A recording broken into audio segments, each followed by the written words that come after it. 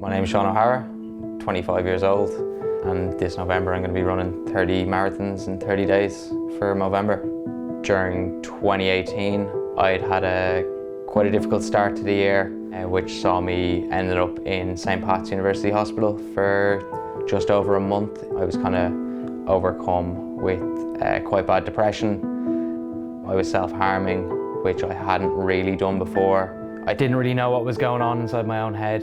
Then came out, obviously, in a different place, a much better place, and had looked for something to kind of give back to people that had helped me along my journey. And then that ended up being with the Movember challenge in November. Grew a very poor moustache, and I think I raised a couple of €100. It was just a bit of crack, and it started conversations. And then seeing the difference that kind of made over the course of the month made me want to go back and do it again the following year, and then the following year again, and here we are.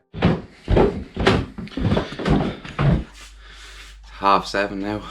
Been up for just over half an hour. I'm gonna arrive down around 9:30, half an hour before scheduled start time, and just kind of chat shit to people if anyone's there, just to talk and, I don't know, get ready rather than just showing up and going. Trying to do what I said to do and start opening conversations with people in general, and then hopefully that will lead to the conversations being opened around mental health and people feeling more comfortable to talk to people. I am putting nipple guards on my nipples to stop them bleeding like they did a couple of weeks ago. I just forgot to put anything on my nips there about 3 weeks ago, and I was running down to the warm-up park and just like blood dripping down my t-shirt. Like halfway through a 30k run, I was like, oh, Christ. So heading out now in about 3 minutes, and yeah, gonna get going, take it nice and easy today. Hopefully finish around 2:30ish, and then do it again tomorrow, and another 28 days after that. See you, Shorty boy! Woo! See you later. Right, see you later. See you, mate. Okay. Let's go on. Off you go. See you in Sutton. Give the car keys, I don't think I locked the car. There's lock. Keep locked, boy. I don't really want to say it to people, but like, on the off chance I don't finish, it doesn't really matter, I suppose, because like the whole thing is just starting the conversations and getting it going. So it just needed to be big enough to kind of get that momentum and get the ball rolling. Obviously it'll be shit if I don't finish it, but the aim will still be there of just opening conversations and raising awareness, which I think can still be done.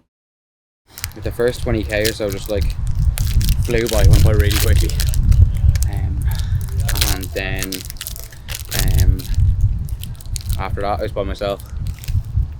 Slowed down a little bit, I put a bit of music on, and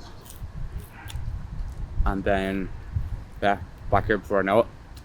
And now it's the realisation that I've got about 20 hours till I go again. Fuck me. Oh my god, I hate doing these things. That's what it is. Yes, join audit. Join computer audit. No worries, I couldn't get it on.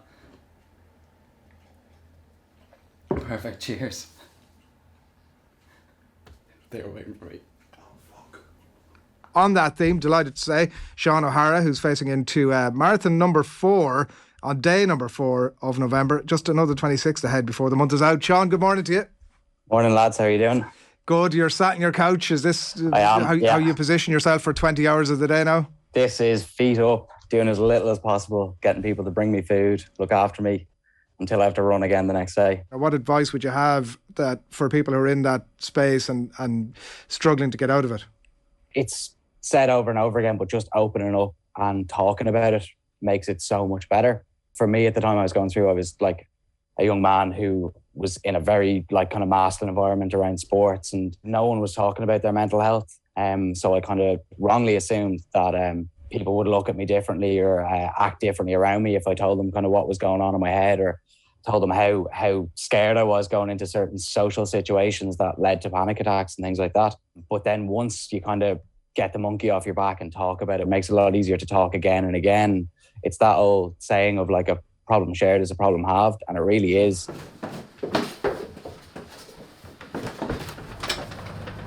See ya. I turned my phone on Do Not Disturb because I didn't want it to go off during the interview. Yeah. But my audio on my mic was off, so they couldn't hear me, so they weren't putting me through. And they were trying to ring me and text me, but I wasn't seeing my phone, so Do Not Disturb. So eventually they put a chat message into the Zoom box, and they're like, "We can't hear you." I was like, "Fuck. What time is it?" "Oh yeah, I'm on course for a 10:30 start." Is it? Oh, okay. Are you allowed to stop? Yeah, I am. Keep jogging and stop. Let it pace me stuff. How's it going, man? Yeah, grand. 4 days in. Yeah. Well, like 3.5. Keeping the calories up? That's it, yeah. 6,000 calories a day, just force feeding myself every day. Oh my god, that's like Michael Phelps. See you later. See you. Got the goods. I'd say people are just like, what? Why? Well, we heard of this thing called mental health.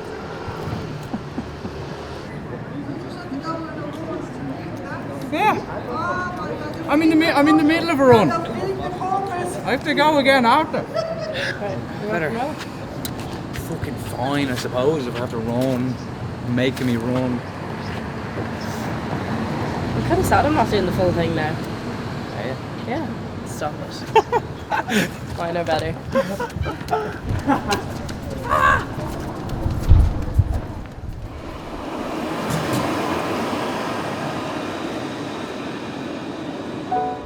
What kind of space were you in the months and weeks leading up to being admitted to St. Louis? I was at a point where, you know, I couldn't get out of my own head. I was kind of constantly, it was like a 24/7 battle with the thoughts in my own head, and I was at What were the thoughts in your own head? I guess I just didn't see the point of living anymore. There was nothing that made me want to get out of bed in the morning. I'd get really high and then I'd get really low by things that like shouldn't do either of those things. It's something that's not that great, and I'd be like on top of the world, I'd feel amazing, and then would feel really low. And I guess it was more so when I'd get into the situations where I'd hit a low point, or I wouldn't be able to get myself out of that, and then that would spiral into like just like thoughts of my own kind of insignificance. I felt like a burden on people around me, and I felt like I didn't feel like I was getting better, and it was that classic thing of I didn't see a way out. It just kept getting worse and spiraling and getting worse, my mental health, and it just got to the point where I was like, I don't see the point in getting up in the morning. I don't see the benefit. Nothing good's coming from it. Nothing good's coming from me being here. And did you ever attempt to kill yourself? I did. Yeah, I tried to take my own life at one point before I got into PATS. It was looking like it would have gone down the same path again. I remember quite vividly that I knew I'd kind of fucked up before, and I knew how to manage to take my own life this time without not being able to do it. It wouldn't be an attempt the next time. Good morning. We are out here in the Mullingar Marathon with Shaggy Boy. He is on day 13 of the marathon. Day 13. Legs are feeling pretty fresh, ankles a little bit sore still, but dealing with it, getting through it. It's nice to be actually at an event with there's like more people and stuff at. Hopefully that'll glide me through it when it gets a bit annoying at points. It's one foot in front of the other. You're about to do a marathon, you're going to finish a marathon. Just get that visualization in your head. Let's get through this. This is the reward, not the punishment. Hello. Looking forward to now. It's about 10 minutes until the start time. I'm going to go out in one of the later waves and just take it handy and kind of enjoy the day. I even brought my headphones for a little Vanessa Carlton halfway through.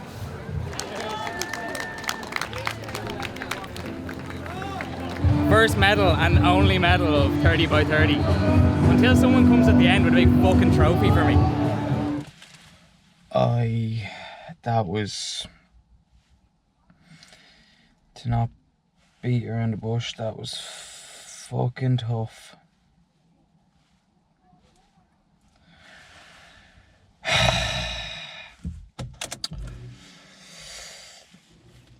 had to get my shit together. Like I was kind of rushed, delayed. A few things just threw me off stupidly, like that shouldn't have. And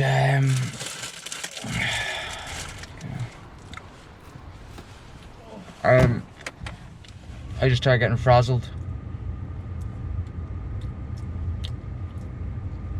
and frustrated and a bit down again, and there's a group of people here and I just couldn't, trying my best to pick up and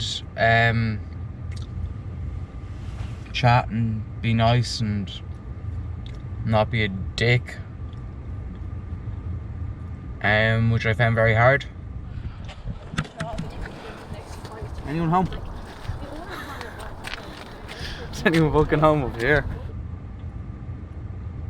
I just really wasn't in a space for talking to anyone. There wasn't a point at which I thought I'd give up, but for the first time there was points that I really wanted to give up and just be done. Oh, I actually feel like I'm about to have a meltdown.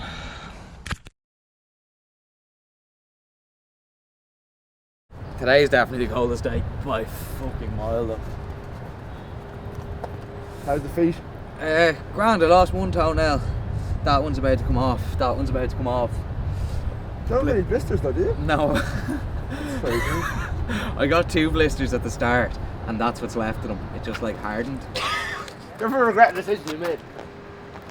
I support you. But joining the idea. I regret the decision I made about 4 months ago. Had I known it was going to be this cold, I would have, like, you know, sent you a text as opposed to joining you. Cinnamon, we go wrong too. Thank fuck that's over. Tough one. It's fucking boring and cold.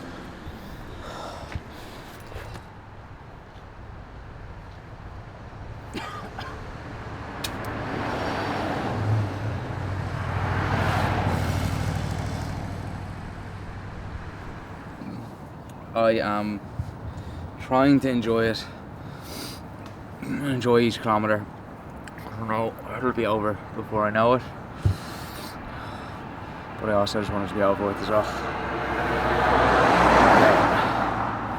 I'm trying to fucking decide if I want people to run with me for the last couple of days. I'm just like, I can't go to fucking punch someone in the face the way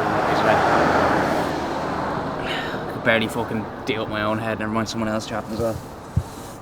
Oh, I'd say fucking wasn't fair enough punching myself in the face, never mind someone else. I was saying yesterday, I put up a post on Instagram about the obviously 25 of them done, and it's funny because like 3 years ago I was admitted into St. Pat's, and being in my own head with my own thoughts was somewhere I couldn't be for 5 minutes and absolutely hated the idea of it. And I've been left with it numerous hours of being in my own head and alongside my own thoughts over the last 25 days. And it's somewhere I've come to really enjoy being and kind of relish the sitting there with my own thoughts. And that's kind of been a thing that clicked in my head over the last couple of days. I'm kind of like just very proud of myself for what I've done and kind of where I've come from as well. To be able to be in this position now and obviously raising a huge amount of money and awareness for a charity like Movember, but also just being kind of at peace with myself as well. Yeah, no. Chapstick, that's what it is. He wants to do 60, he wants to do 60 for 60. Yeah. I've gotten to the point now where I'm like, I could definitely just keep going. Yeah, see, that's the... And I'm like, I'd love to do a load more and do yeah. more than anyone else has done. Yeah, see, that's it. It's like someone else You in get on Ireland, the train though, don't you? It's like... one of the lads has done 35 and 35 days, and I was like, I could do 36. I could do 36. When I did the cycle around Ireland, I was like, it was like when I was coming up to the last few days, I was like, these aren't even the hard days. The hardest day will be the first day that you're not doing what you've been doing for the last month, and it's like, where the fuck do you go from here, kind of? It's like, somebody applaud me. Somebody loved me, like, for God's sake. We were away in Mayo on the weekend. Yeah. And had a few get into that stage. And I was literally just like, pointing hands, I looked at Sarah, I was like, so you're going to do 30 marathons in 30 days? He's like, yeah. And he goes, so you could do it. I was like, of course I know I could do it. Like, I don't need you to tell me that. It's like, then shut up and do one. And I was like, I'll do it. No, grand, I'll do one. And I woke up the next morning and I was like, oh my holy Jesus Christ. I'm after signing up for the bloody marathon. Instant regret. Right, so. You ready? Here we go. Don't be bursting out of the gap.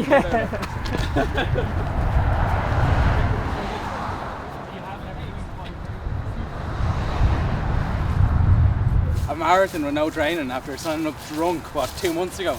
Yeah, I mean, I wouldn't have gotten anywhere without these. I thought he was talking about us for a second.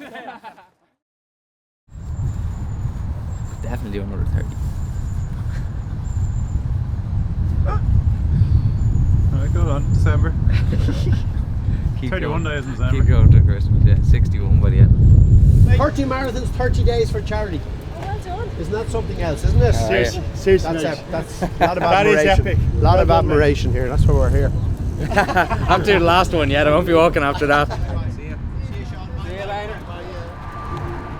I find with my mental health and with my depression, it's not something that'll ever actually fully go away. And it was kind of taking ownership over that and realising that this isn't like a fixable thing. It's just something you have to manage more than fix.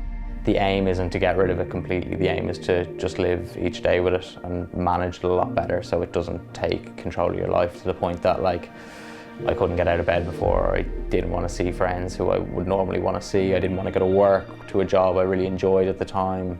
I didn't want to play sports that had been my whole life beforehand and I'd spent so much time and effort putting into and really loved.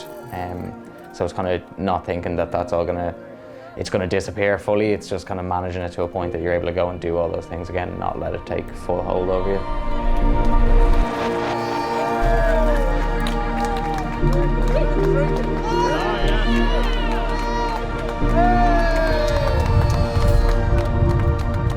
Thank you.